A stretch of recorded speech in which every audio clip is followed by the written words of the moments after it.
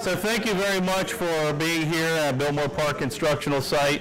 It's our presence in Asheville. My name is Arthur Salito. I am not Jeannie Bonds, unfortunately, for all of you. She couldn't make it because she is on her way. Our traffic, as you know, around this region is pretty bad, so she's stuck in it, but she'll be here soon. Jeannie Bonds is from the Federal Reserve Bank of Richmond, and she sends her condolences, so you're stuck with me. And I just want to welcome you here and talk about how important work-based learning is for regional workforce. You know, at Western Carolina University, I've been there for 12 years as a faculty, and now my role is to really seek out partnership opportunities with the region and to promote what we're doing. And internships and capstone projects and apprenticeships are incredibly important for us as well. And so we really applaud the work that Nathan Ramsey and all of the partners are doing. And thank you for the sponsors, the folks on the screen who are sponsoring today's event, the food, the space, and thank you to all of you for coming. You had 4 handouts. One was an announcement from Governor Cooper, and on the second page of this announcement, you'll see that increased work-based learning opportunities is part of the NC Job Ready initiative. You also have something from Department of Labor, the desk reference for different types, most commonly types of work-based learning. And I had a wonderful conversation yesterday with ADECO in Kentucky, and they are the employer for youth apprenticeship programs in Kentucky and Ohio. So I thought that was very interesting how they're making that easier for employers. So what is work-based learning and why does it matter? So I think the definition of work-based learning has actually expanded. So I Googled the term, and this is what I read. Work-based learning is an educational strategy that provides students or individuals with real-life work experience where they can apply academic and technical skills and develop their employability. And another definition is a little different. Work-based learning is an educational approach that uses the workplace or real work to provide individuals with the knowledge and skills that will help them connect school experiences to real-life work activities and further future career opportunities. Both of these definitions are focused on students, and most of what you read concerns middle to high school students and college students. But we want to think beyond that. We want to think about adults, the disabled, young adults, older workers, justice involved, underemployed, long-term unemployed, those on public assistance, those in literacy classes, aging out foster children, individuals who are not a high school graduate. So if we were to expand the definition of work-based learning and put it in one sentence to be more inclusive, what would it be? If we were to develop a marketing brochure or outreach for work-based learning that was geared to individuals and businesses, how would we define work-based learning? So at the end of the day, we may have a slightly different definition. But why does work-based learning matter? It depends who you ask. If you ask a student or individual, you'll get answers. If you ask an employer or a business, you may get different answers. If you ask someone in the community or society at large, you may get different answers. So instead of my telling you why I think it matters, there are stickums on your desk per 2 people. So I want you in the next 3 minutes or so to talk with those around you, and I want you to write down why work-based learning matters. You may have an educational perspective, you may have a college perspective, you may have a business perspective, or just a general community perspective. But think about that and tell me why you think it matters. Okay, 3 minutes on the stick'ems. Okay, starting here with Steve, your group. And talk loudly.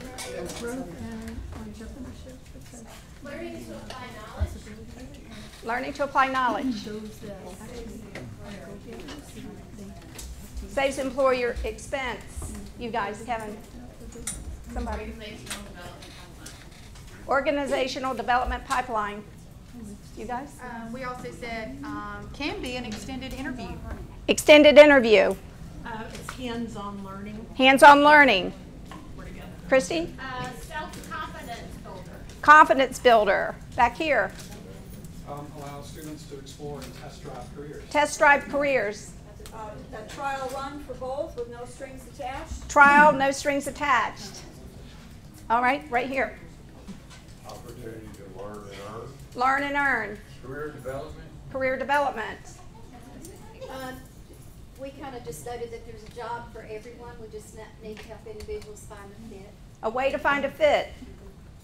Ours is basically letting people see what they like to do and find their niche. Career exploration, find your niche. Okay. Some of it is just the current employees upgrading their technology to stay competitive. Okay, upgrade skills to stay competitive.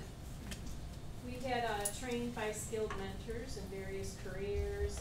Can be an effective part of a selection process for a lot of employers or organizations. Okay. And they also get actual real-world training for critical jobs. Great. You guys?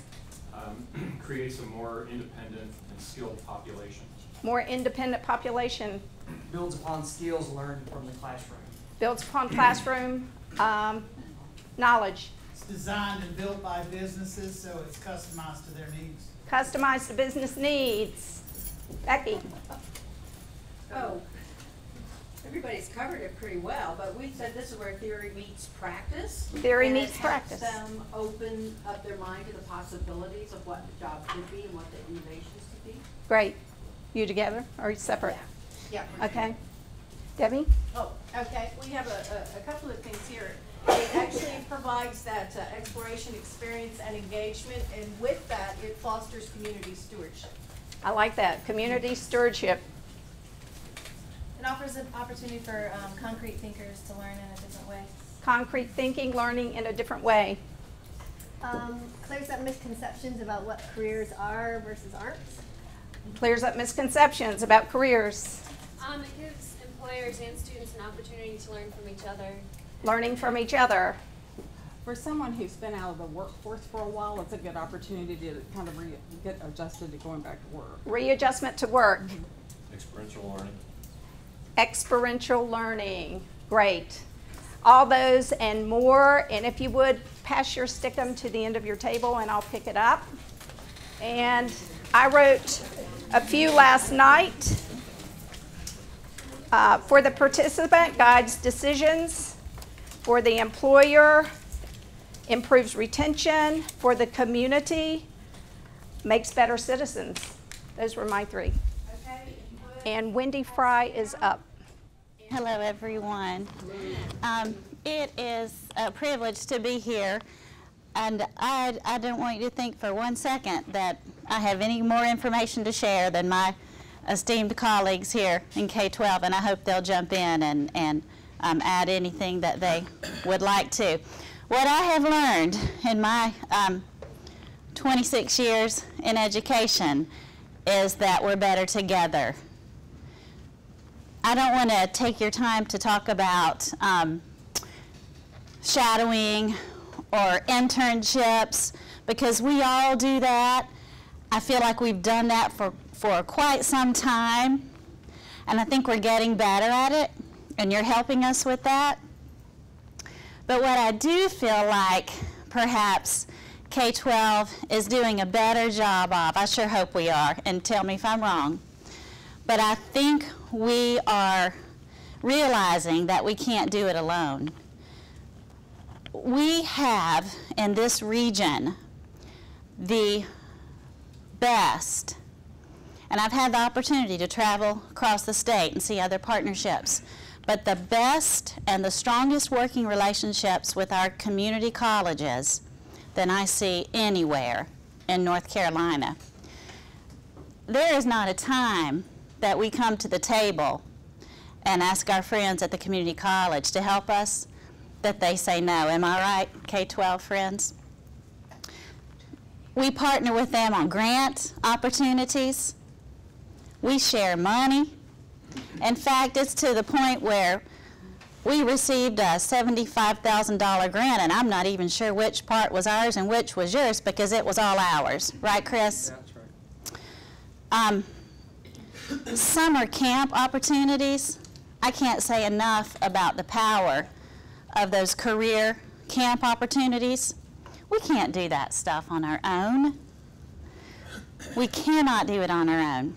We enjoy the strength of our community colleges. They help remind us about alignment and leading to high wage, high skill, high demand careers. I cannot say enough about our business support. I've never been told no. Have you folks in your regions?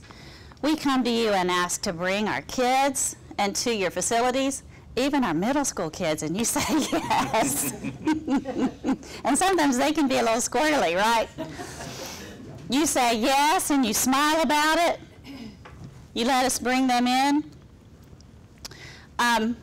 With all that being said, I think one of the most powerful things that we've done to move students along the spectrum is we're giving more value and attention to our students who desire to go directly into the workforce full-time after they graduate high school. I hesitate to take teachers into some of your facilities because they see how much more money they can make, how much better your benefits are. We've almost stopped doing the Career Academy for educators.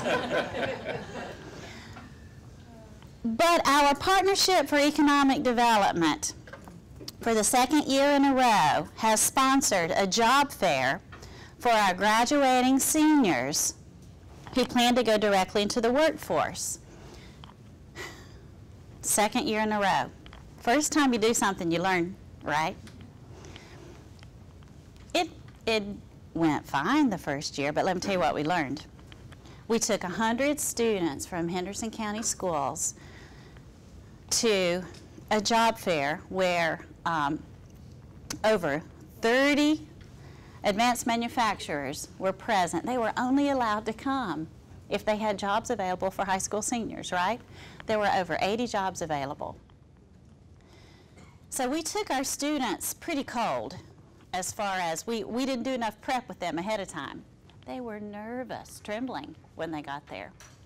By the time the event was over, some of those students were so confident they were asking about, so do you have tuition reimbursement? Because the person I just spoke to had, it got better as they went along, right? But here's where we messed up. And if you have teenagers in your house or know of teenagers, this won't surprise you. I have twin 18-year-old boys. Thank you. Graduation's coming, Lord willing. But here's what we found out. After the job fair, we said to them, have you heard from anyone? Did you get a job offer? True story. One of the students said, no one has texted me. Okay, so we own that. We own that. Teenagers don't set up their voicemail, do they? They don't. Or if they do, it's something silly. Or then we found out, here's another way we messed up. We didn't remind them to have professional sounding email addresses. fancypants@gmail.com is not going to do you any favors, right? It seems cute. It seems like a good idea when you're 18. You're not impressed by that. and we didn't tell them that. So this year, the second year in a row, or for the second time, our Partnership for Economic Development hosted another job fair for us. We had it at a larger site, had more students, more employers, more jobs available. But before we brought them in to this event, we had a pre-event called the Career Readiness Workshop. At that workshop, our partnership provided all of our students with Padfolios. Inside them, they had information about resume prep, job-seeking skills, questions to ask employers. Just a very professional presentation. They had sessions that they rotated through. We decided that advice to the graduates would be much better received from a 20-year-old college student than from a middle-aged woman, right? They listened to her when she said, here's an example of what not to have your voicemail sound like. They listened to her. We also had our friends from the community college there talking about soft skills and what you're looking for. Again, it's better coming from folks they don't interact with every day. We did mock job interviews. So then when they presented at the actual job fair, they weren't cold. We're getting there, and we're learning as we go. I'll go back to what I said earlier. We realized we're stronger together, and that's what we'll continue to work towards. The final thing I'll leave you with is we are replicating a study that was done by I believe it's the World Economic Forum, identified the top job skills that you all say would be most important by 2020. And I'm sending that out to our local employers and asking them to weigh in and rank those 10, because that's very helpful information for me to go back and share with teachers, with principals, and with students to say, this isn't what someone in California thinks, but this is what someone who may potentially hire you thinks is the most important job skill, or the most important job skills you need to have. So when we talk to you in your classrooms about teamwork and accountability, integrity, dependability, creativity, it's a means to an end, and not just because we think that would be something to be painful for you today. Not at all. We want to show our students why. And then in that survey, I'm also asking employers to let me know, what's the best way you teach your employees? How do you model that for your employees? So then we can do the same for our students. That's where we're going. We can't do it without you. We learn from you, and we just appreciate that you never tell us no.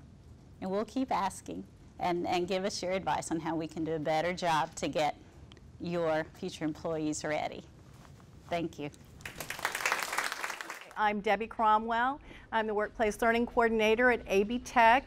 I have a rather unique position in that I serve two sides of the school. I work 67% for the curriculum programs and 33% for workforce development, continuing education, economic services. I work primarily, we're a very, very large institution, and I work primarily within the manufacturing sector, though connected with many of the other programs, and certainly able to connect you with those as well.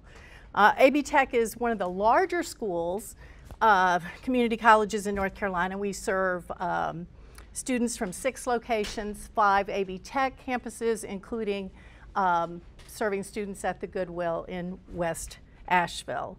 We have 62 academic programs. We have 22 diplomas, and we offer over 76 certificates. We work out of 4 divisions.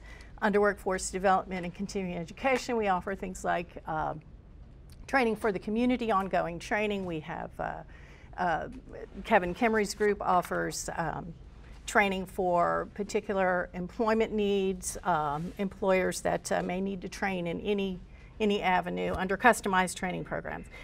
Many of the programs that we do offer have work-based learning as an option. Some do not. We definitely want to work on making everyone have that opportunity.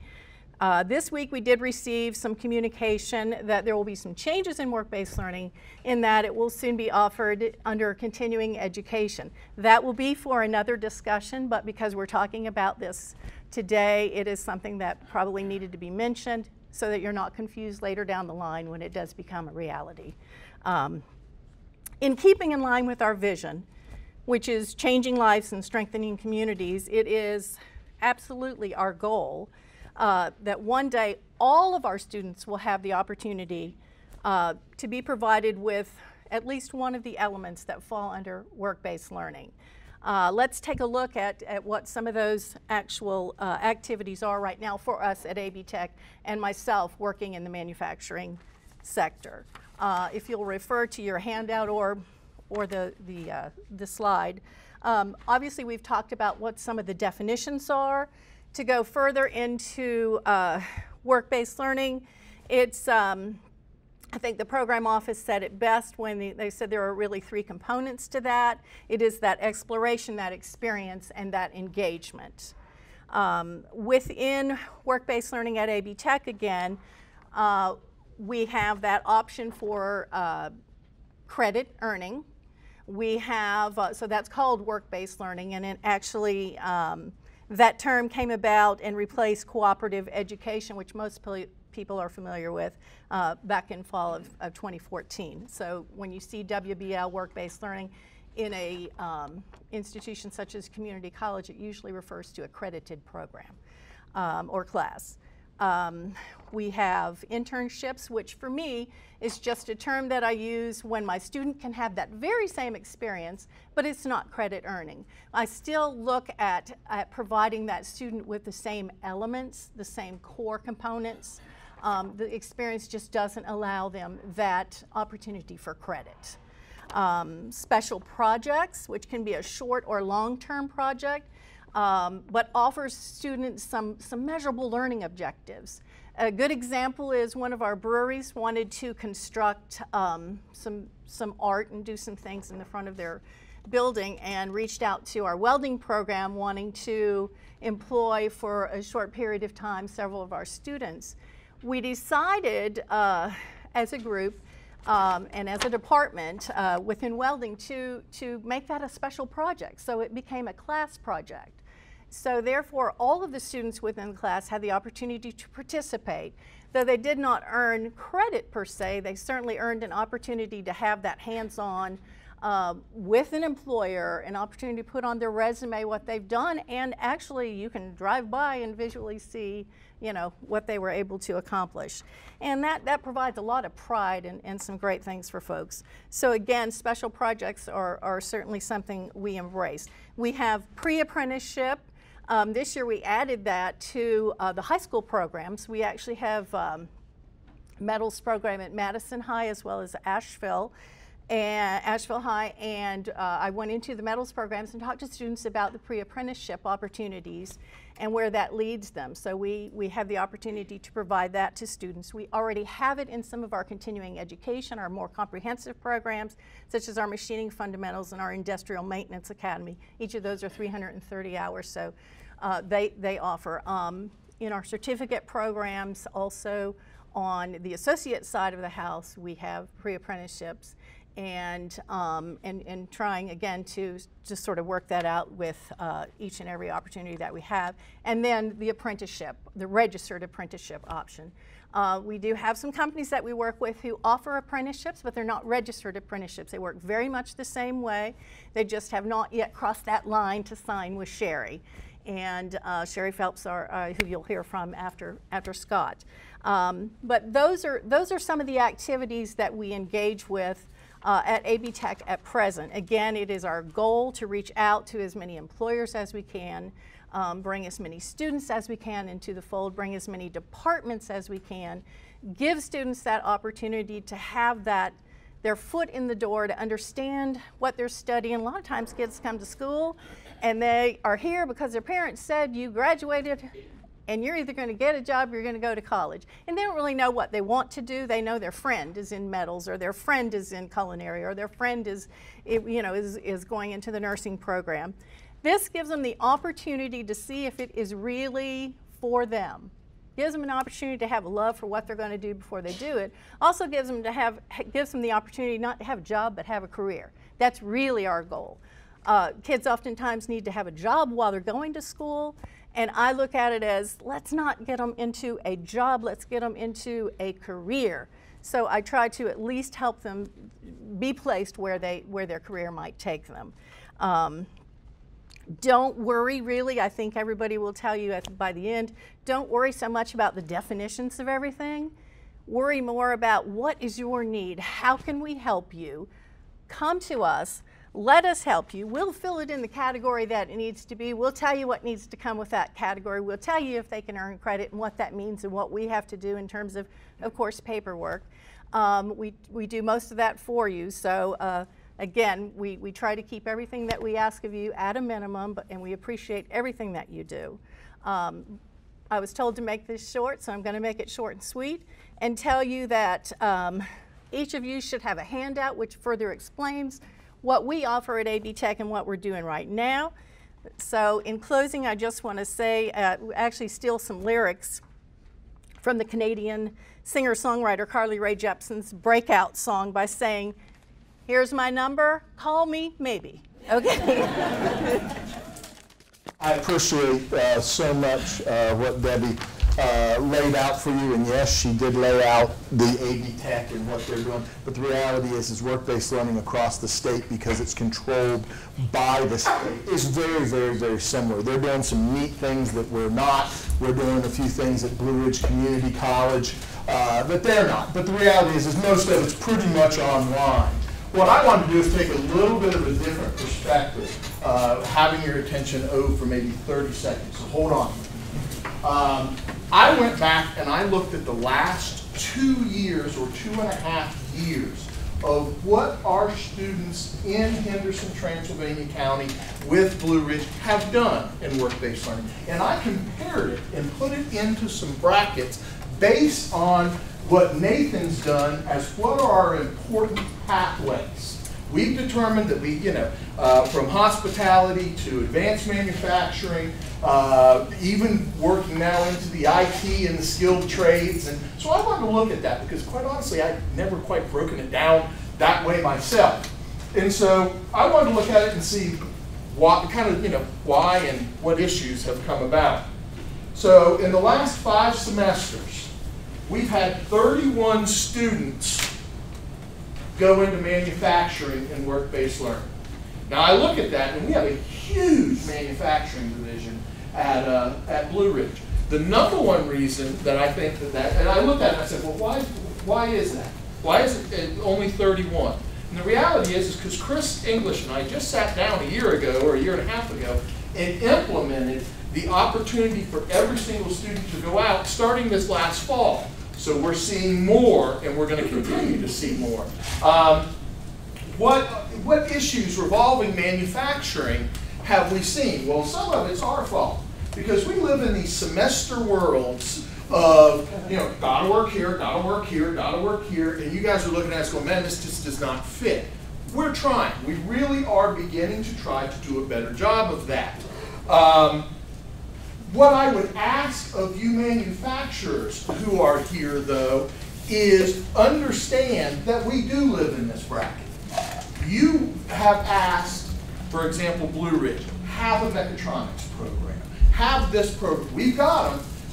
Try to know that, unfortunately, unlike the 4-year schools, where most of them are 18 to 20 years old, and don't have family responsibilities, they know a year and a half out when they're going to do their work-based learning. There is a chance that sitting at my office right now is a student who just figured out that he can do it right now. So when I call and you go, maybe it's going to take me so long or whatever, try to work. And I'm not yelling at you anymore, but that is an issue. We're going to try to do a better job, because we just had a manufacturers meeting, that we're going to try to do a better job of getting our students moving earlier for you. But, you know, don't mind when I call up and go, hey, I got something and I need to move, and try to work with us. The second one was that I looked at was IT.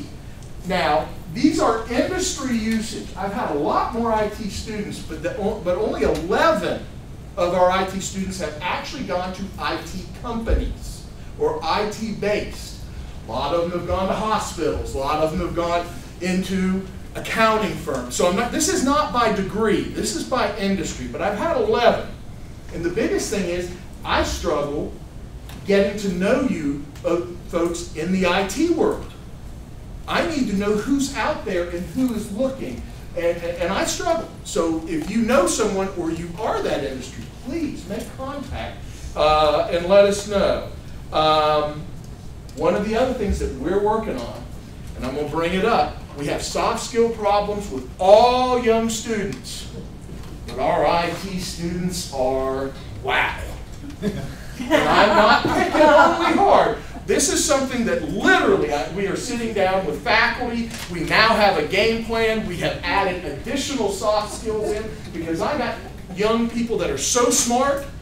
But man, when they go to the interview, the people call up and go, can they speak? And I'm like, just put them in front of the computer. But it is an issue. We know it's an issue, and we're working on it. And in that field, that is one of the issues that we have going forward there.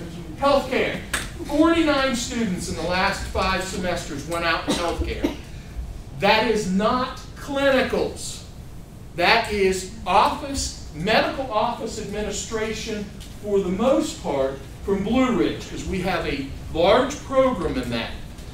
That's awesome. They're going out. But of those 49, there's a fair number of accountants and IT people that make that up because they're going into the medical as well. So think outside the box when you need a worker. Just because you make widgets doesn't mean you don't have 42 other things that you could have a work-based learning student doing.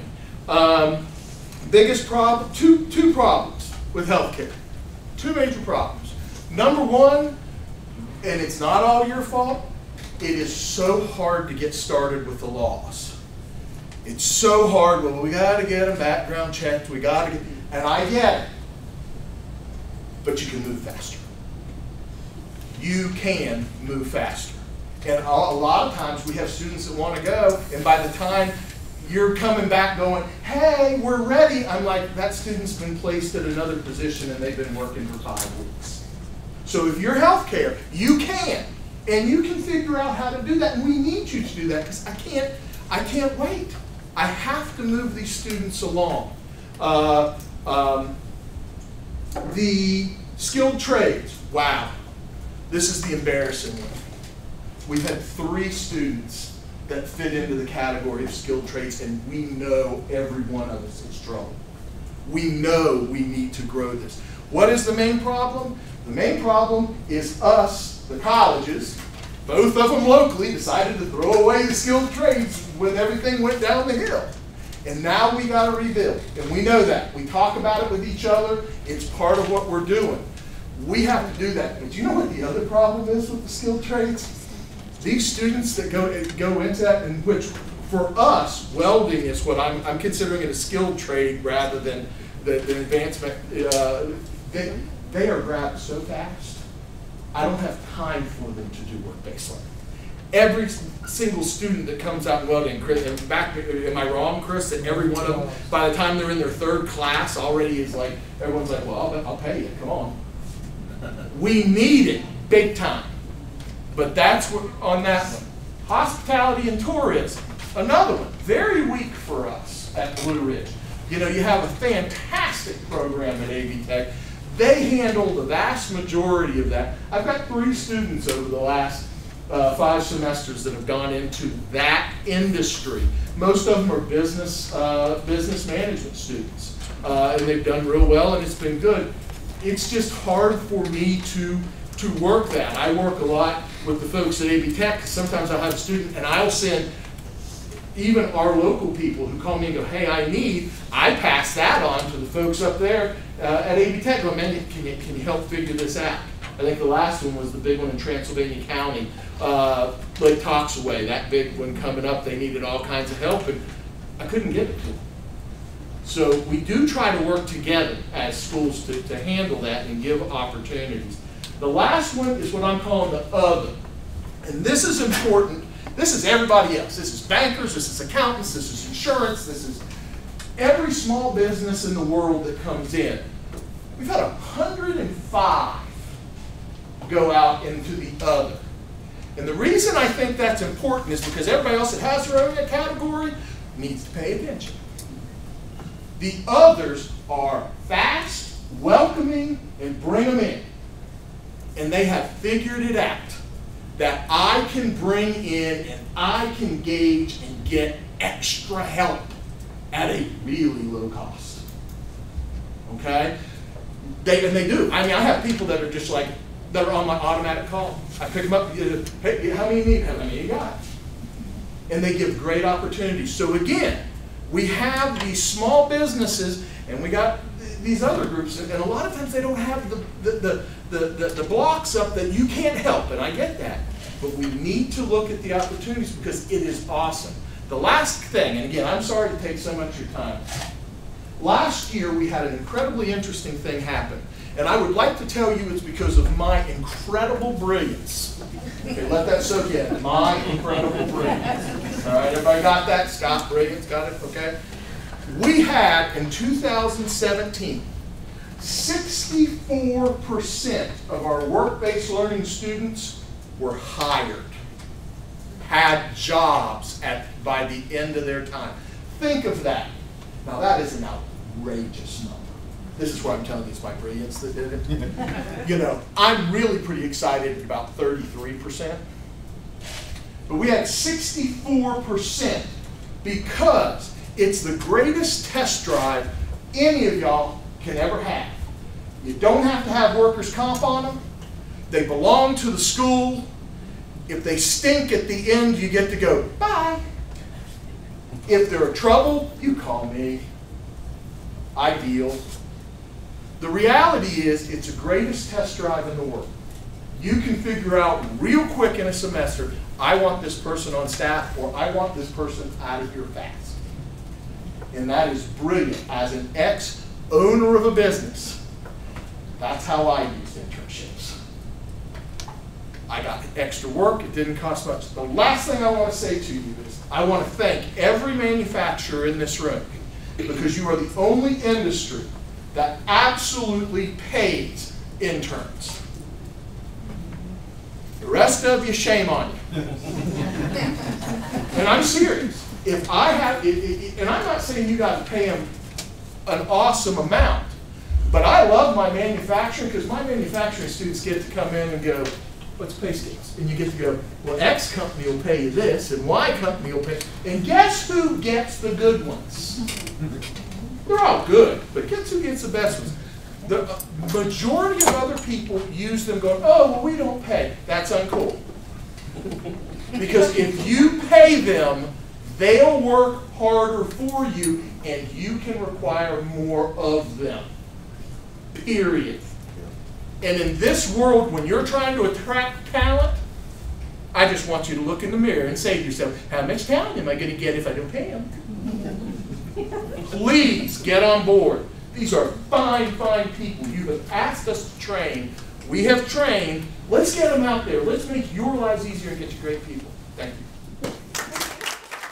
Let me just say before I introduce Cheri that if you wonder why the Federal Reserve Bank is interested in this issue, it's really easy. We have a dual mandate from Congress, and part of that mandate is maximum employment. So we spend a lot of time studying the labor market. We look at human capital and workforce. We have economists that kind of do the theory, and then people like me in community development connect the theory to the practice, which is where you all come in. So I'm thrilled that Nathan invited me to be here today, and I'm looking forward to the rest of the discussion. And with that, I will introduce Cheri Phelps with the North Carolina Community College System. So I am Cheri Phelps. I'm with Apprenticeship NC. and I am the apprenticeship consultant for the western part of the state. If you're familiar with economic or prosperity zones, I service the northwestern and the western prosperity zones. And what we do at Apprenticeship NC is we help employers and organizations develop and register apprenticeship programs, and we also register their apprentices and then issue the credentials too, that they receive the journey worker credentials once they complete the program. So what we want to do is we obviously want to grow and expand apprenticeship across North Carolina, and we have actually started to do that. So in 2017, we had youth apprenticeships and apprenticeships grow quite a bit. The tuition waivers that we had with the community colleges came into effect in the fall of 2016. So we saw quite a significant growth there. We also had a youth statewide coordinator come on. Her name is Elizabeth Standifer, and she actually works across the state. Meeting with high schools and CTE directors and that, and talking about youth apprenticeship and how you can actually come together, consortiums, and develop and partner to have those apprenticeship programs train our youth for our future workforce. We also had the Duke Energy grants come out that were awarded to several community colleges across the state. And they're primarily for the manufacturing industry, and it's also too for adult apprentices. So we have the tuition waiver, which is for youth apprenticeships, and then the Duke Energy grant is going for the adult apprentices. In November of last year, we moved to the North Carolina Community College System from the North Carolina Department of Commerce. And they are putting together expansion plans across the state to expand the number of programs, but more importantly, the number of apprentices that are participating in those programs. That's what we really care about, in making sure that we have as many people involved in getting the skills that they need for their future careers through registered apprenticeship. We also have a new website, apprenticeshipnc.com. And that's something that we are still working on developing, but it is out there, and we have a lot of great information on that. And then we were also in 2017 planning our first Apprenticeship NC conference as well. So in 2017, we had nearly 3,000 apprentice registrations, which is a very high number on an annual basis for our agency. And then we had total active apprentices of 6,250 at the end of last year. We are continuing to grow those numbers as well. So in 2018, we had our Apprenticeship NC conference. We had about 250 people attend. MB Haynes actually received an Outstanding Apprentice Award for one of their electrical apprentices, Alan Schenkel. And so that was great and exciting at the conference that he was able to receive that award. We also have in this local area here in the Mountain Region, MB Haynes is going to be expanding their program. Right now they have electricians, HVA service technicians, and they also have the utility linemen as well involved in their program. But they're going to be expanding it to plumbing and the HVAC installation careers here soon in the next few months. And there's also a potential opportunity for a youth apprenticeship consortium in Henderson County. It's just in the very beginning stages. One of the manufacturers there, Alchemet, has initiated this, and they want to be the leader for this consortium. So more news to come on that. And then Nathan wanted me to share the list of current registered apprenticeship programs that are active in this area. We also have Cayuga Conferences that does have an apprenticeship program, and they are working right now to register some apprentices in that program. But these are the current one with active apprentices, and you can see the majority of the apprentices are in two programs, which would be the MB Haynes program as well as the Asheville Fire Department. And we have, out of the 14 apprenticeships, 11 of them are manufacturing. And then we obviously have some public departments as well as MB Haynes in the construction area too. And so I think that there is a great opportunity to expand registered apprenticeship in this area and build on the partnerships that we already have with the school systems and the community colleges. And I think that there's a lot of great funding available now and incentives to be able to do that, which is something that apprenticeship hasn't had in the past, but now we're definitely starting to, as they say, roll in the dough a little bit. So we need to be able to take advantage of some of those opportunities and grow apprenticeship here in the Mountain Area region. So the grants and the funding that we had a US DOL apprenticeship grant, and we still do, which is going to pay for expenses for education courses at the community college or other opportunities for the education too. We are going to have the application guidelines coming out soon. And then too, there's going to be an opportunity for the community colleges to actually have funding for apprenticeship coordinators across the state. They're not going to probably be at every college, but they're going to probably maybe go do that by region, and there's going to be more information coming out about that as well. Because I know that's a concern for some of the community colleges, that they do want to expand registered apprenticeship in their areas, but it does take some work on behalf of the community college, as Debbie well knows, with the pre-apprenticeship program that they have. So hopefully that will be a great opportunity to get a coordinator here in this area, and it can help actually expand apprenticeship for us. And there's going to be some additional grant funding possible as well. So there's going to be a lot of incentives coming down the pike to expand registered apprenticeship. And I'm sure that we'll be successful in doing that here in the Mountain Area region. All right, so this is going to be a great panel with a diverse set of employers in the region, and we've got some questions, but I'm not good at following scripts, so I'll warn y'all in advance. I've got some follow-up questions. So I think what we'll do is we'll start with Becky, and we'll just go down and have everybody say a few words about your organization, sure, just to kind of kick it off.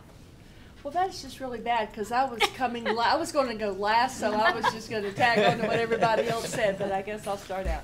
I'm Becky Alderman. I'm the COO for TVS. We're a social enterprise based in Brevard, North Carolina. We operate a small food manufacturing business, and our social mission is to provide employment and training to adults with disabilities. We have probably about 175 people at TVS. People always say, well, how many of those people have disabilities? And the truthful answer is, all of us, you know? I don't know about you, but there's something, I mean, there's plenty that all of us have deficits in. So our job at TVS is to help people find what their true abilities are and focus on that. And so we've actually been in the work-based learning business, which I didn't know we were, for about 30 years. Okay. I'm Carla Edwards, and I am with Pardee Hospital. I am the Service Excellence and Organizational Development Director. Answer your phone with that. And Pardee has approximately 1,500 employees, and I think of it as a small city because we employ everyone from electricians to sanitation workers, our food service, and then also the clinical. So we have all different levels and kinds of opportunities at Pardee. Great. Fred Lewis, I'm with MB Haynes Corporation. We have about just hit 700 people last week.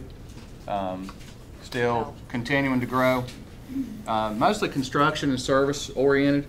So to get our different divisions in alphabetical order, it's Haynes Controls, Haynes Electric Utility, Haynes Fire Stop, Haynes Heating and Cooling, Haynes Plumbing, Haynes Solar, Haynes Technologies, H&M Constructors, and H&M Constructors Industrial. So whenever you start trying to talk about putting together a mission statement with all those diverse trades and everything, what we realized is that our mission is to make a long-lasting positive impact by developing people. So that's our first job, is to develop our people. Serving customers, building relationships, increasing value, and supporting community. Our vision is to be unsurpassed, and our passion and dedication to excellence will be preferred because we wow our customers, inspire our employee share owners, and infuse our communities with genuine compassion and support. We put that together a few years ago whenever we became 100% ESOP, so we're an employee-owned company, and that's a bit about us. We have our apprenticeship program. Shane's helping head that up now. He's in the electrical contracting division. MB Haynes started as an electrical contracting company in 1921, and we've had an electrical apprenticeship program since '73. Thank you. Tell them some more about what we do with the apprenticeship. I'm Cheri Massey. I'm also with MB Haynes. I am the internal operations manager and work in recruitment for the Haynes Electric Construction Division. It kind of surprised me, Fred and myself both, when Cheri put those numbers up. We had 139 registered apprentices with MB Haynes. We didn't know we had that many. I know we had in electrical construction, we had 60 a little over 60 this past year, and graduated 6 out of that, excuse me. So like Fred said, we're just hit 700 employees, 10 different divisions, a lot of opportunity, construction, and I just want to thank everyone for allowing me to be here. My name is Kevin Mannion. I work at Cayuga Conferences in Hendersonville. We are a conference center, mainly, so that's kind of, we mainly host different conferences and retreats, so providing rooms, spaces, meeting spaces, food. There are some programs that we do run. We have 2 youth camps during the summer, a family camp during the summer, and an environmental education program for middle schoolers during the school year. So kind of dabble in a number of different things, hospitality, education, youth programs, kind of sums us up. And it takes a lot to run all those different things, a lot of different departments. So my name is Jonathan Such with Advanced Super Abrasives in Mars Hill, Madison County. I'm the general manager there. We currently have around 50 employees. We're currently going through a large expansion where we're going to build a new facility on our property. We're going to keep our existing building, but we're going to build a new 110,000 square foot facility. I know the MB Haynes guys' ears just perked up right there because you heard all the different branches that they have. But anyway, we're going to be going from about 50 employees to about 100 in the next 3 years. So work-based learning and finding new talent and employees is very important for us, because we figure to hit 100, we're going to have to hire between 70 to 100 because we have people retiring. We're going to open new product lines and everything else. So it's very important for the longevity of the company to do that. Great. And I'll say the Federal Reserve system, so I'm one reserve bank, there are 11 others, and the Board of Governors. We're the nation's central bank, but we have in excess of 20,000 employees across the country, 2,000 for the Richmond Fed, about 400 of those are in North Carolina. So we also use a lot of these tools. I'm actually looking for an intern right now to follow me around for the next year. So what we'll do now is I want everybody to talk a little bit about what motivated your company to look at work-based learning, what types of tools you're using in the work-based learning, and how you came up with the model that works for your company. And I won't call on you first this time. We'll go down to the end and start there with Jonathan. So why we started looking at work-based learning, we tried a lot of different avenues for finding employees over the years, whether it be online through things like Monster, stuff like that, just trying to work with community colleges, when students graduate, or universities, or reaching out to the schools. What we found is that people that took these particular programs didn't always know what it entailed when they got in the real world. I had a CNC machinist come into our facility, and he had the assumption that he was going to be sitting behind a desk, and when I showed him his workstation next to the machine out on the floor, he was like, well, what's this? I said, well, you want to be a CNC machinist, you actually have to touch the machine. And he says, no, I want to go into the office and program. And I said, well, you haven't gotten there yet. And so we found that a lot of these things that we were doing just were not working. It was becoming harder and harder to find the talent we needed. We realized there was a gap from secondary schools to the workforce. So we wanted to try to head that off before they got to any of the community colleges, whether it's AV Tech, Blue Ridge, or whoever. So we really wanted to get involved with work-based learning. I can tell you that our executive team, except for me, was very against it. I had a bunch of guys that are nearing retirement that said, you're not sending any young punk in here that I'm going to train. And I said, well, guess what? You're the guy who's going to train them. So I took our VP of manufacturing and I gave him what's now our apprentice. And within a week, he came in my office and he says, when are we going to get the next one? And I said, well, that's what I wanted to hear. That's what I expected. And so from that, we've grown our work-based learning from just looking at apprenticeships and internships to high school internships, trying to get even the middle schoolers, we get them to visit, but when they get into high school, we really want them to work with us during the summer, learn some skills, soft skills, you have to be at work at 8. Don't walk in at 8:05 going, oh man, it's tough. I didn't get off my video game Xbox till like 3 in the morning. I don't know if I'm gonna be able to function today. So we got involved with it basically because a lot of the other things we were trying just was not working. And I think we did it prior to there being official internship programs again. And I will say that it was difficult in the beginning. It's been a lot easier. Was just telling some people that I think this summer we're going to have so far 8 interns, out of which 5 are coming from Madison High School. I have one from the STEM school that I think we're going to either have to smoke him or burn him out of our facility. We have one from early college that's graduating here, I think in the next week or so. And I have one from Western Carolina University. And that doesn't mean that we're done adding interns. That just means that's what we have on par right now. And my team's very excited to work with these people moving forward. How many of them, have any of them transitioned to full-time or part-time employees? Absolutely. We have had several interns, I would say 6 to 8 so far, that have transitioned from internship to full employment. 2 out of the interns we have this summer, that's their goal. One has already been accepted into Western's engineering school, and he wants to work full-time and go to Western part-time. The other one actually is looking at the registered apprenticeship program, and he'll be graduating from the STEM school here in a few weeks, and he would like to do the registered apprenticeship. So we have some very good people on staff. Our engineering manager was an intern at one time, and she was a summer intern, left, went back to school, finished, and came back. As a matter of fact, I wrote her recommendation letter to go to another company, and they were stupid enough not to hire her. So I just told her to come on back and we would hire her. So she ended up having a full-time position. But the reason why she was looking not towards us was the distance. She lives Canton, and we're in Mars Hill. And she drives every day from Canton to Mars Hill. So that's a long way to go. Great, thank you. So Kevin, what about Canuga? So we have a program. It's an apprenticeship. It's a resident apprenticeship program, and the original idea was a program for, we just say, young adults who are looking to work on professional and personal development. So we were thinking folks right out of high school, folks right out of college that were kind of looking for that initial work experience to put on the resume.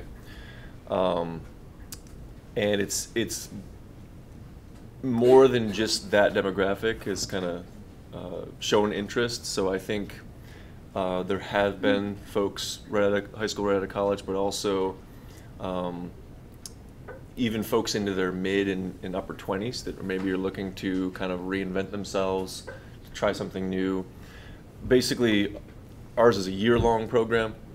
So folks come and interview for one of our departments. There's about 6 different departments.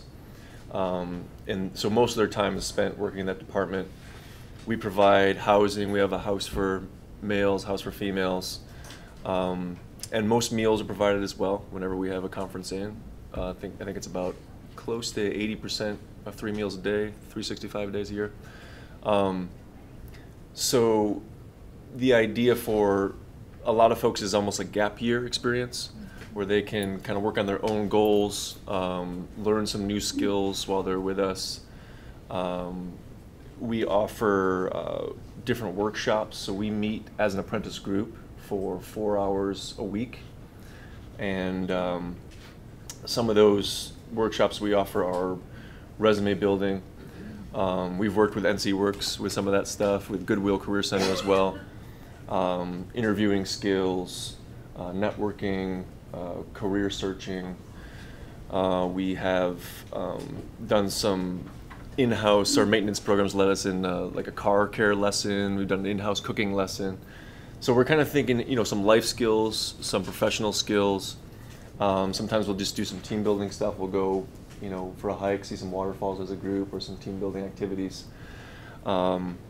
So we're kind of thinking almost in like kind of developing the whole person. I think maybe somebody mentioned, might have been Barbara earlier, about better citizens is kind of what we're hoping to develop. For us, how we benefit is we offer, we kind of make it up, so basically we offer minimum wage. So we pay them minimum wage, which is cost saving for us, but we pay them also in the experiences, the housing, and the food. So that kind of helps us to kind of, offer something and obviously receive something in return. Great. All right, so what about MB Haynes? I'll let you guys tag team. Well, work-based learning at MB Haynes, it was established. I've been with the company for 18 years, so it was established well before I got there. In the construction industry, you have to be motivated to do work-based training, because most people come into construction as entry level. In some of the divisions, we hire people that have experience. The electrical construction division, a lot of times we hire them at 18 years old. Straight out of high school, early 20s. We were sharing with Kevin a minute ago, most of our 20 top tier guys that run our jobs in electrical construction, they've been with the company 20 years. They've been there 20 years and they average 40 years old. So most of them come there 18, 20 years old and have been with the company. So, you have to have that type of training in the work we do. The apprenticeship helps. It's tremendous with that, because we come in the apprenticeship. I come through Haynes's apprenticeship program. It's been 14 years ago. I finally finished it up, but it was developmental for me to get to where I am today. And that's the way. And it helps make a better employee, more well-rounded employee. And we take time.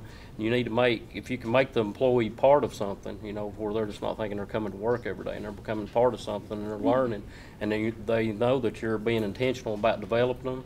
That turns them into a far better employee, I believe. So,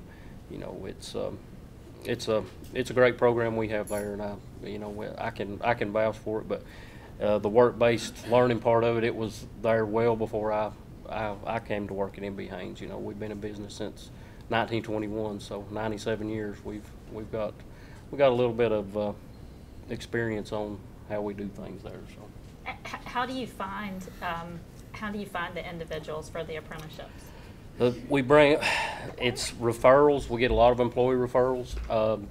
I've got into recruitment more in the past couple of years. I've been to a lot of high schools around Western North Carolina. I've been to community colleges, go to job fairs, so just different ways, You got to get creative about finding workers.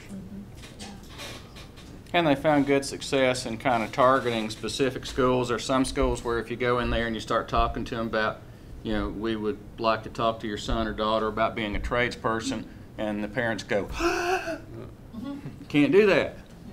There are other high schools where the parents say, yeah, we want to talk to you. So we've kind of targeted some of the high schools. One of the good things that Shane's done also is we usually take somebody, there's a high likelihood that whatever high school we're going to, we've got a grad that's a recent grad. So he'll take somebody that's been with us for 2 or 3 years, and the kids will listen to them. You know, just like somebody else mentioned a little while ago. So it's going to those people. It's on the electrical side, it's a 4-year apprenticeship. The others, I think that the HVAC technician is less than 4, or is it a 4? Okay. So but it's a lot of OJT as far as a lot of on-the-job training. But we'll have guys that are working. We work a lot of our jobs are 4 10-hour days. So they're 7 o'clock to 5:30. They're at the shop at 6 o'clock, and they go till 8:30 or 9 usually. 9 o'clock. 9 o'clock. So they'll do that one night a week, kind of during the school year, whenever it's going along. So it's a combination. It's a nationally written curriculum that they go through. So they've got homework each week. But what we've done is we really use the time to teach people the Haynes way and how we want them to think about things. The first little bit, we encourage our instructors to ask them what's going on in your job. What about the people on your job, your foreman on the job? Do you know when he came to Haynes? Do you know what he's done to get where he is today? And so a lot of it is indoctrination into the Haynes way. So we do it all in-house. And do you invest in any costs they have for certifications or licenses? Do you do that, or is it split with the apprentice? Or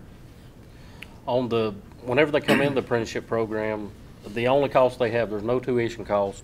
The way we have it set up now is it's pretty much they have to pay $100 for their books. That's pretty much their only cost. But we do it. We started a couple years ago doing incentives. If they finished with a final grade of 90 or better, we give them $50 back in some way, shape, or form. If they have perfect attendance, the whole class semester, we give them another $50 back. So they could go through all 4 years and not having any cost at all.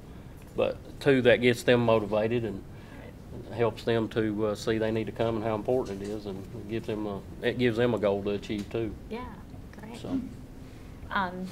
Carla. So I think hospitals have been doing on-the-job training forever and ever. I can't imagine them without that, because the students need that real-life experience. They can practice on mannequins only so much, and as patients we want them to have that real life. So we've offered that forever. We have a lot of different programs. One that we've just really changed and are really putting a lot of focus on is our newly licensed RN program.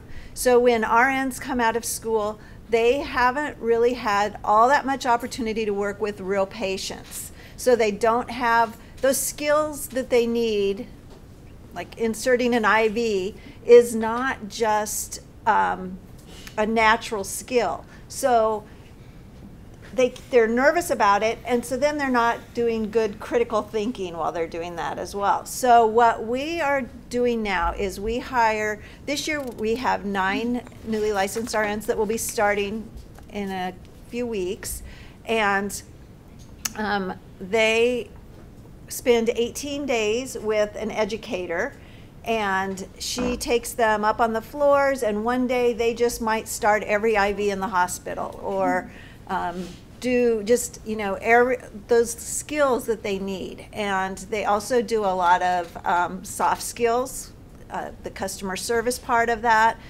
But it's really about taking that next step from college to before they are on their own. So they're with her for 18 days, and then they go with a preceptor for, I believe it's almost 3 months. And then that depends, it differs with each nurse. And then for that whole first year, we really follow them. The educator that works in our department, she meets with them weekly. She's been coming in and meeting with them at 7 in the morning on Saturday mornings when they get off of work for their last shift of the week. And so we really follow them closely, and we think that this is going to help with retention and with the skills that they have. They're coming to the floors more prepared. So that's one of the programs that we're just really excited. Last year, I think we had 27 newly licensed RNs. So we also then start way back at the beginning with junior volunteers. So high school kids who want to come in for the summer, and they're usually there about 2 months, and they get the opportunity to go just about anywhere in the hospital. There are some who work in the OR. They do not go in the operating rooms, of course, but they do other things up there. We always have some in our department, so they can have any kind of interest at the hospital, so we have those. Last year was our first year, I believe, that we did a week-long health career camp, and it was for high school students. I know that we're doing that again this year, and they got to do great experiments and just really a lot of hands-on stuff. They worked with the mannequins and did all of that. We also we've had elementary school children come in, and that's a little bit more of, here's what it's like to be a patient, but at least it gets them thinking about, oh, that's what the hospital's like. We host various high school groups. We'll have them come for the day. And because of the confidentiality and everything that's involved with the hospital, you know, keeping germs out and all of that, we can't take a lot of high school kids or junior high kids through the hospital on tours. So we bring them in and we have people bring things to them. We take them where we can. Usually on that one, the highlight is the helipad. Everyone likes to go up there and see that. So, and we do internships and rotations. We have 500 students a year who do their clinicals at Pardee. So that's limited only because we're not that big of an organization to have any more students. We can't have more students there than we have employees. So, but we do. We have about 500 a year. We're involved with the HOSA program at the high schools, the Health Occupation Students of America. And then for our employees, I could keep talking forever, but for our employees, one of the things that we've started just in the last few years is our Partners in Education. And we've partnered with a lot of the colleges around, and they have access to come in to our career fairs, and that they have access to our employees in that way, or they'll just come in and set up donuts and catch employees in between shifts, things like that. And then in return, they give us discounts or hold us seats or waive certain fees. So it helps our employees continue their education, and it lets them know that we will be supportive of that. Well, you know, we all read about how RNs are in such high demand. So is there something that sets that program apart for the new RNs? Is there something you think drives them to do your particular program? They feel very supported. Because a lot of times before this, they were kind of just thrown more to the, to the job. They always were with a preceptor, and they feel more comfortable. It was always a very safe way and everything, but with this, they feel better about it. Kind of that gradual immersion into the job. Great. All right. Okay. Kind of what you were talking about for Pardee, TVS has been in the business of work-based learning since we started, because we didn't know that's what it was at the time. But with our mission to employ and provide training to people with disabilities, it's like teaching somebody to cook. You can't just talk to them and tell them how to cook, you put them in the kitchen. So knowing that the best way to train people to work, and a lot of the soft skills, transferable skills, is what we specialize in. Over the years, we've developed a pretty significant small business in Transylvania County. We are in the food manufacturing distribution business. We have our customers, United States Department of Agriculture.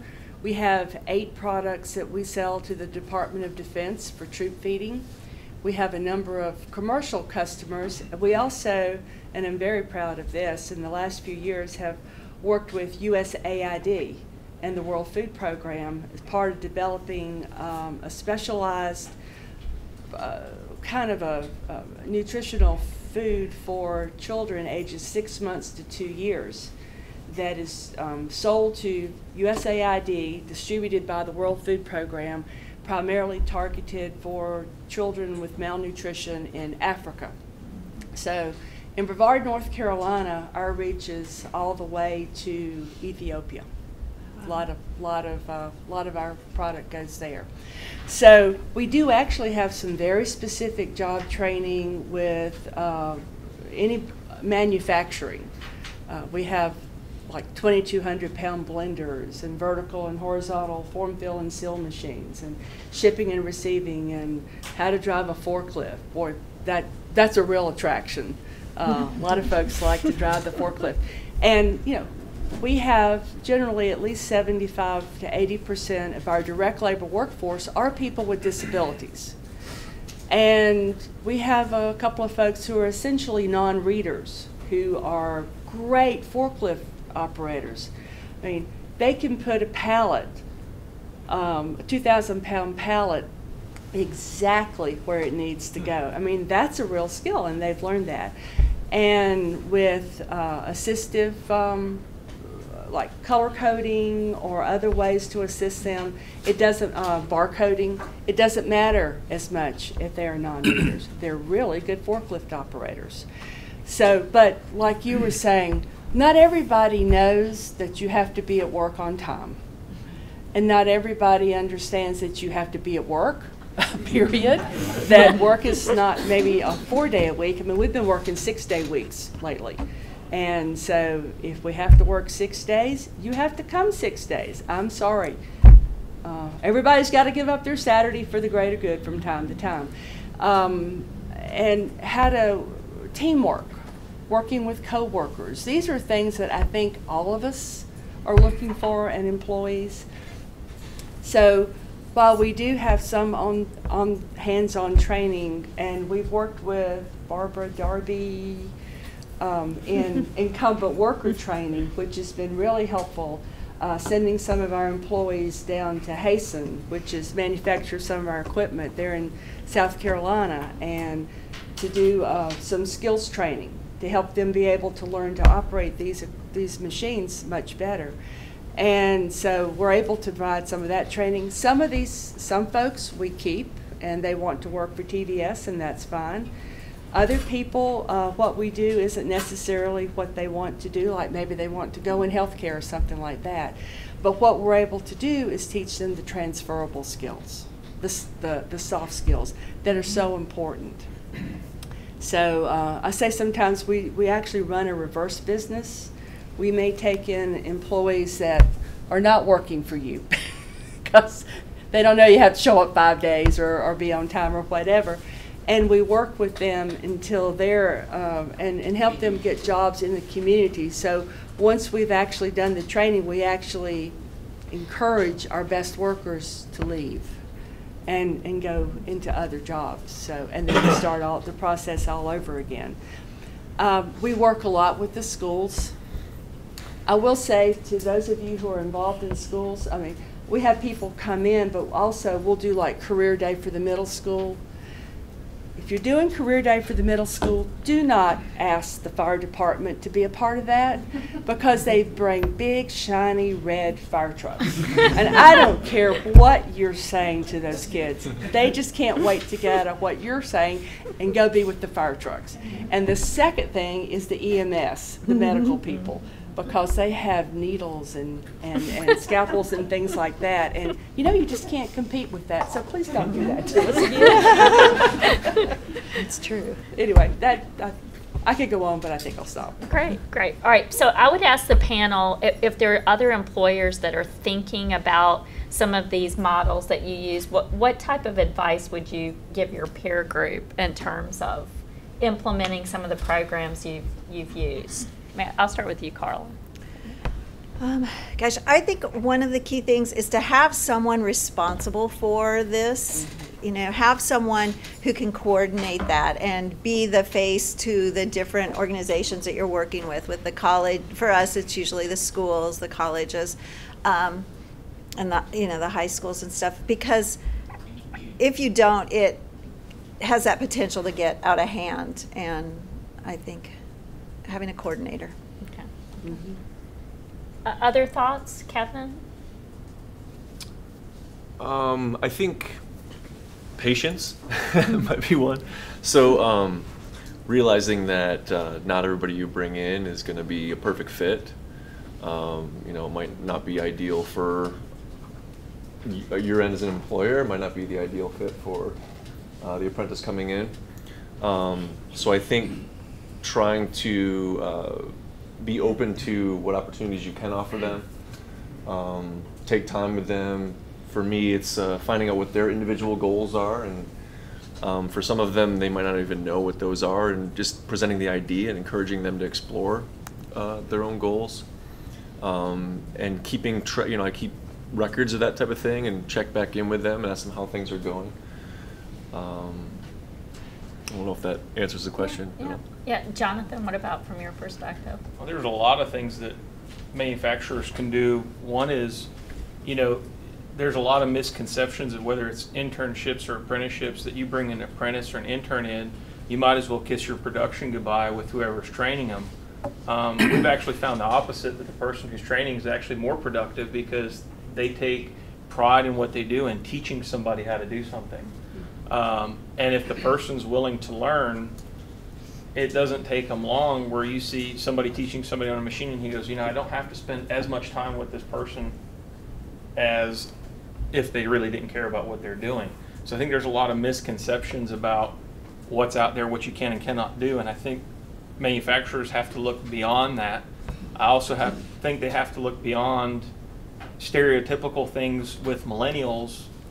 There are some very, very talented and good, hardworking millennials out there. Let's not all group them together. I know I'm saying that because I'm at the edge of the millennial cliff there. So, okay, but you know, everybody says, oh, you know, these 16-year-old kids, they don't do anything, or 17-year-old kids. I'm like, you don't know that. A lot of them are building engines in their garage at home for cars and stuff, and they do all kinds of neat things. I mean, I met a couple young ladies that build robots. One's a high schooler and one's in middle school, and they're building robots, and they actually got to go to the White House and see the president and demonstrate their robots. I mean, these are millennials. So they're saying, oh, you know, they can't do anything. No, they can. Just take that misconception out. And then the other thing is be nimble. I know that's tough, you know, and don't be so rigid when it comes to what you're expecting and what you want. Things not go exactly the way you want it to. Try to look for the positives, and remember this, if it's an internship, it's a short-term thing, or can be a short-term thing. But you never know what you're going to find if you actually put the effort into it. And I'd kind of like to tag on to what you're saying, you know, give millennials a chance, that sort of thing. I think particularly with the economy the way it is and everyone looking for good workers, I think hopefully everybody's becoming more aware that we have to be open to people who are differently abled. And I think you could say that about millennials. They're very able, but maybe differently than what we're used to. And I'm speaking about people who have different abilities where I work. All of us have deficits in certain areas, but every one of us has strengths and abilities. So I think contacting Goodwill in Asheville or TVS in Transylvania County or any of the other good organizations that are around that are actually working to do work-based training, and there's a lot of good employees there. So just keep that in mind. Yeah.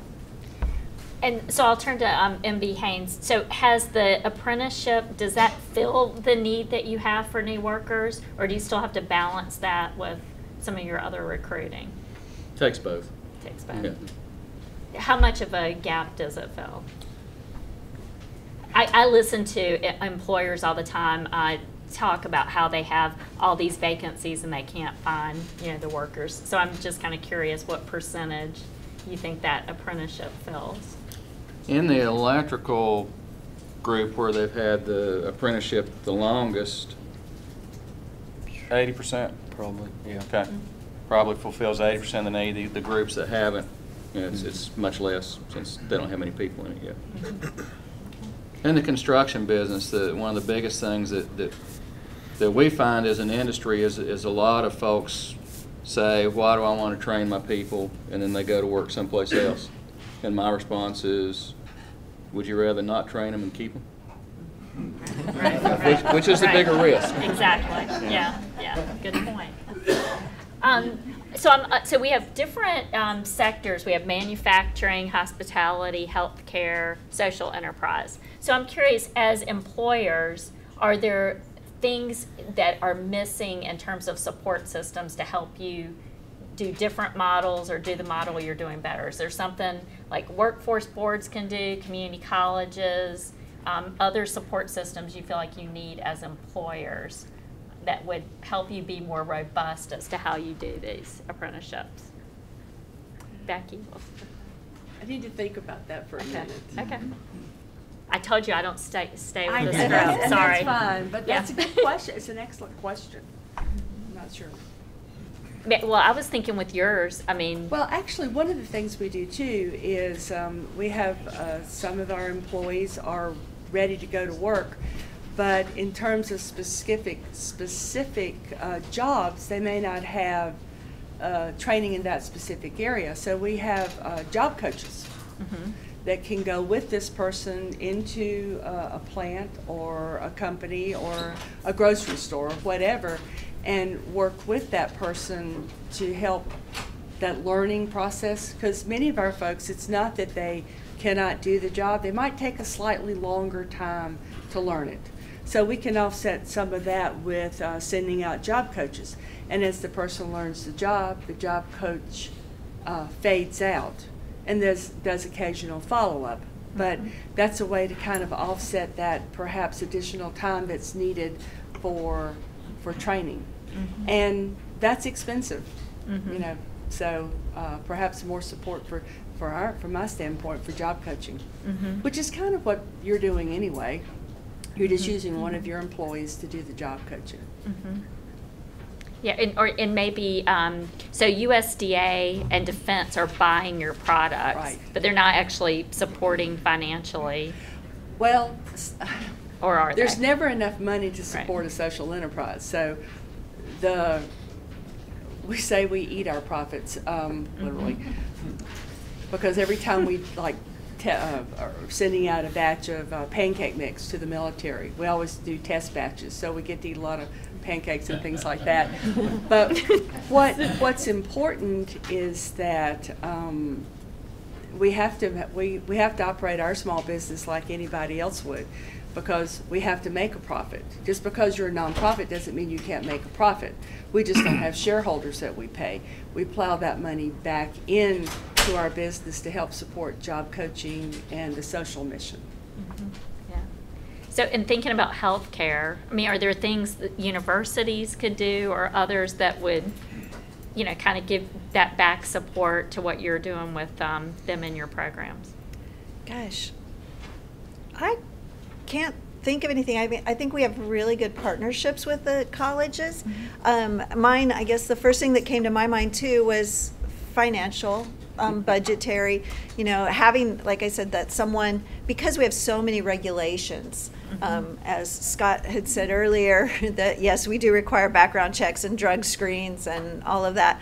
And so having someone coordinate that for 500 people, that was an expense that we've really looked at and had to figure out this year.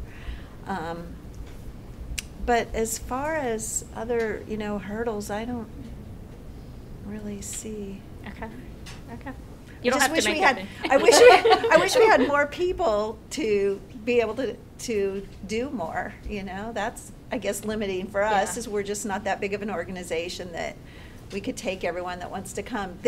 Just last week, a physical therapy assistant program that's starting up at one of the local colleges asked for a letter of support. But in that letter, I would have had to have said, we will take your students. And I said, I checked with our physical therapy departments, and they said, right now, we cannot take on any more students. And so I had to turn that down. And that breaks my heart to do that, but I can't. And what about peer-to-peer in healthcare? Do you share what you're doing with other hospital systems? Or do they already have similar, or have any of them implemented what you've done? I think a lot of us, I'm not sure like with the newly licensed RNs, but we do talk a lot with the others. So. Okay. All right. So I'll ask down here, maybe Kevin, you know, are there things that could help support what you're doing with this program that you think are missing? Yeah, I think a couple of things. Just kind of getting the word out that this is an option, especially for folks like you mentioned coming out of high school, coming out of college.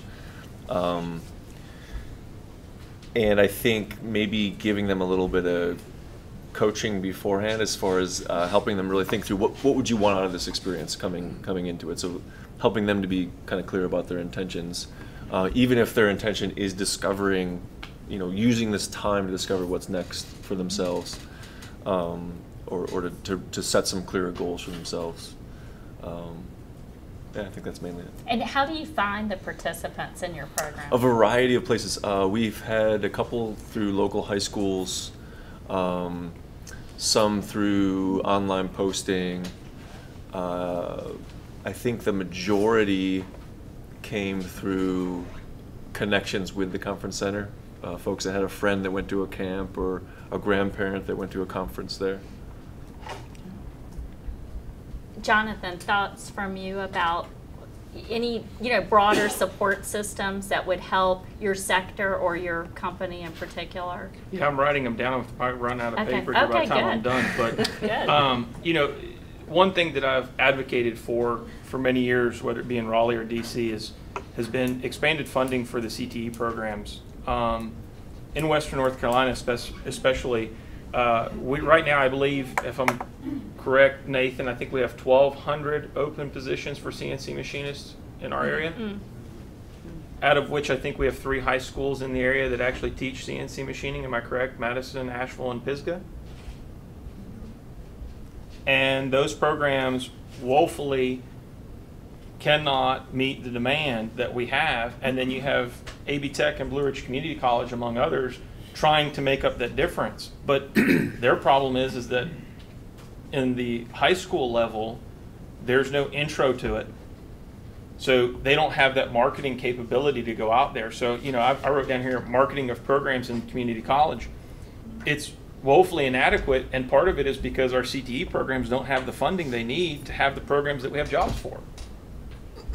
So, I mean, that's something that I've advocated that's a huge stumbling block for Western North Carolina, and I'm sure across the nation.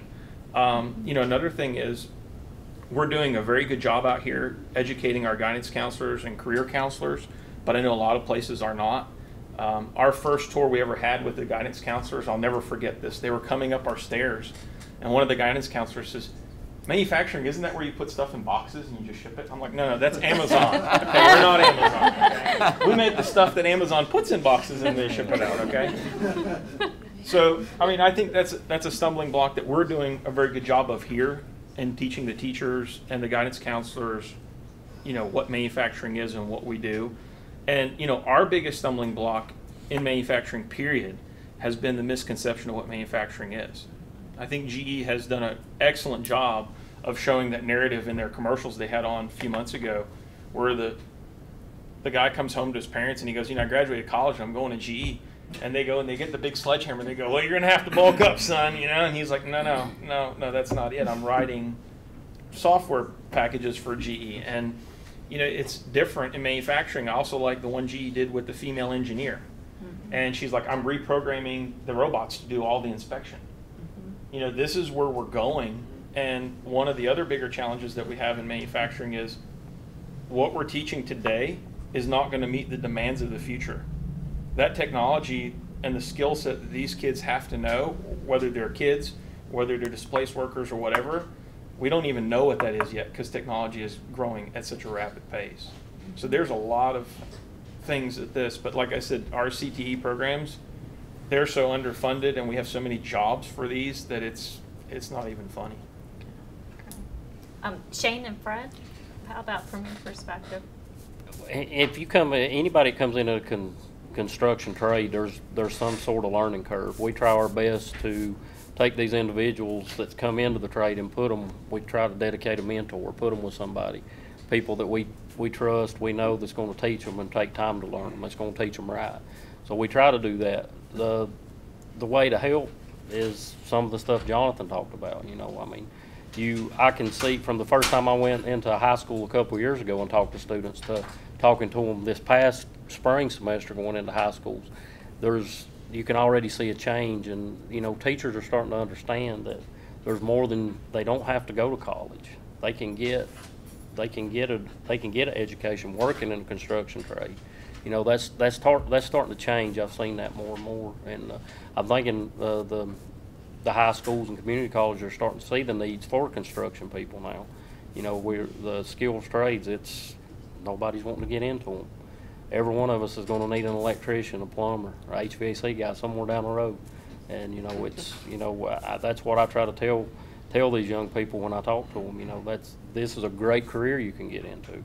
You know, when you learn to work, you like to work with your hands, learn to work with your hands, and nobody can ever take that away from you whenever you get that trade. So that's what, and I'm really impressed with how the high schools are doing, talking to kids about that more now than in years past. Because in years past it was, and I have a 19-year-old and a 17-year-old. That's all they've been told since middle school is go to college, go to college, go to college. And you know, when I go to high schools, I don't bash college, but I say here's another way. If you're not thinking about going to college, here's another trade and sometimes I tell them, yeah, you can make more money than a college graduate doing this, and their eyes light up. So, you know, we've had a lot of success over the years. You know, also besides in the high schools with the CTs, but the technical schools. You know, keep in mind that construction, the technology is always changing. We have a lot of success with displaced workers, so we've got people in the apprenticeship program that are 40, you know, something like that. It's for a lot of years it was, well, if I can't do anything else, I can go in construction. It's a really good trade. There's a lot more technology. If you've got somebody that's got a year of college, finds that college isn't for them, point them towards construction. If you've got a football player or a baseball player that likes to sweat and likes to get dirty, you know, if they go off someplace and decide they don't like it, say, you ought to try construction.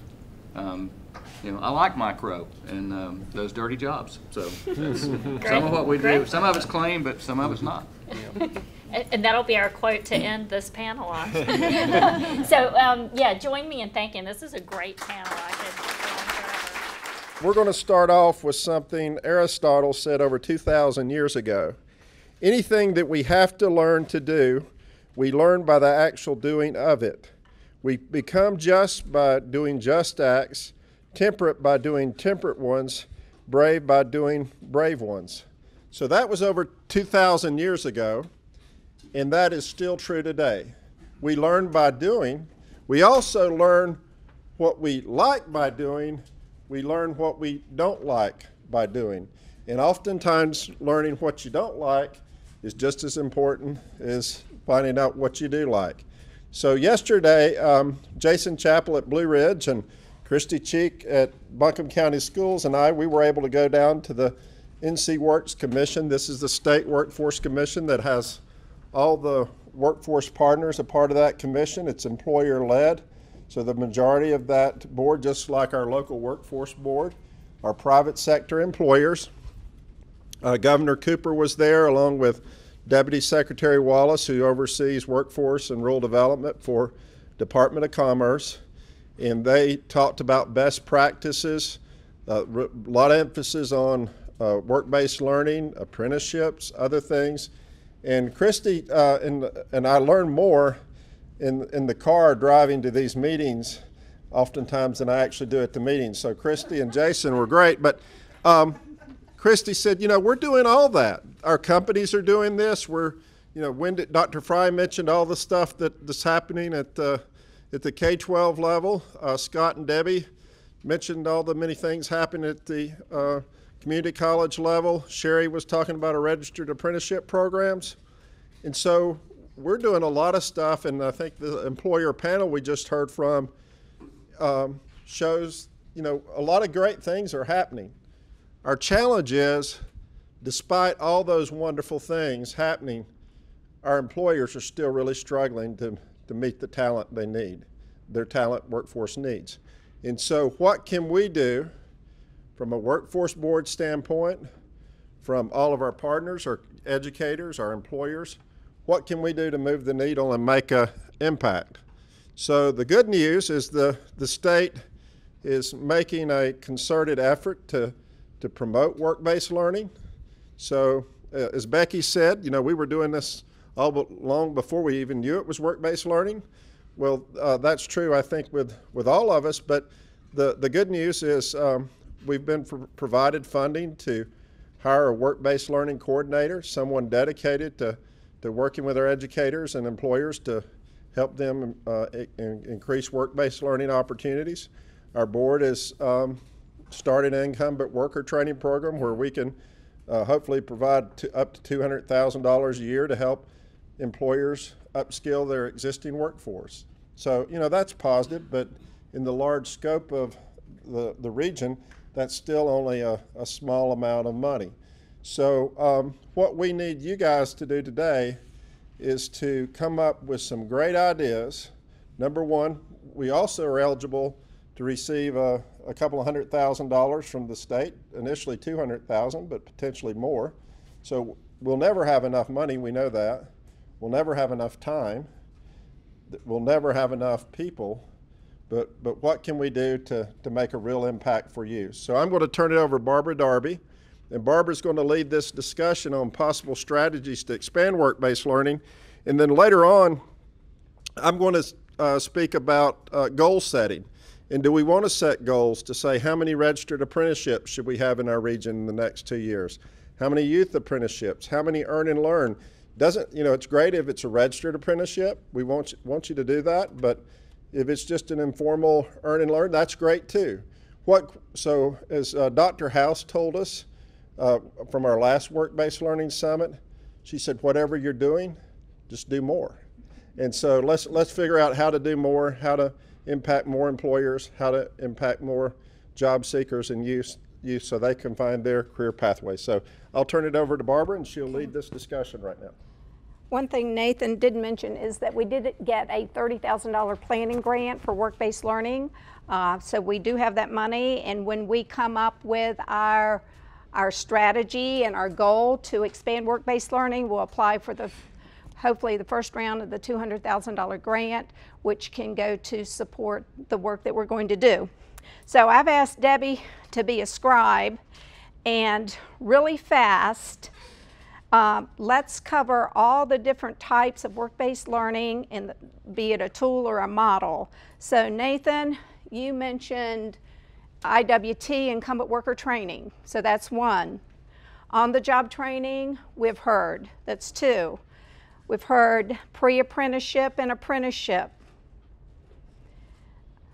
The colleges do something called customized training. We've heard about general work experience, where students in K-12 go out and get work experience. It may not be a formal internship, but it's paid work experience. That's through WIOA. Sorry? My dad had a construction company, so he taught all of us things. I remember he wanted me to go to NC State and be an engineer, and I went there for a program, and I was like, oh, I'm going to go to Carolina and be an economics major. He's like, oh my goodness, you never have a job. So I could still, like, minor. Cool. Yeah, my husband's just kind of like, I said, I can finish off this room. I can do the trim work. And then he's like, what? And I'm like, yeah, let me show you. So he just told us all that. He's like, if something doesn't work, you can go there. My oldest daughter is that direction, and she's a homemaker and a mom right now. And my youngest daughter went the music performance and music education route.